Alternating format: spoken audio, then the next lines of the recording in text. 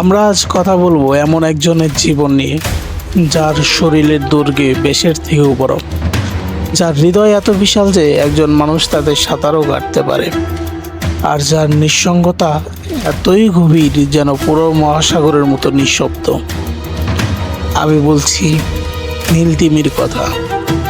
হ্যাঁ, সেই নীলতিমি যাকে আপনারা শুধু ছবিতে দেখেছেন, ডকুমেন্টারিতেই শুনেছেন, কিন্তু কখনো ভাবেননি সে কেমন করে বাঁচে, কেমন করে হারায়।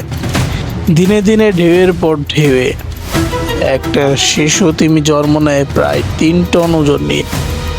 এক মুহূর্তের জন্য মায়ের সাথে সাঁতার কাটে, তারপর হারিয়ে ফেলে তাকে।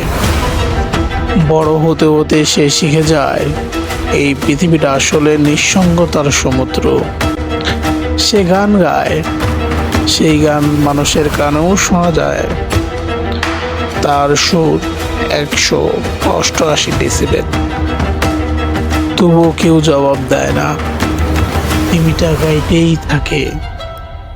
5000 কিলোমিটার দূরেও পৌঁছায় সেই সুর, কিন্তু তার গান শুনে আর কেউ ফিরে আসে না। এখন সেই নীলতিমির পথ আগলে আছে আমাদের প্লাস্টিক, জাহাজের শব্দে হারিয়ে গেছে তার বার্তা। সে শুধু খুঁজে চলে আরেকটি তিমি, যেটা তার মতোই হারিয়ে গিয়েছিল গভীর নীলে, কিন্তু কখনো সে খুঁজে পায় না।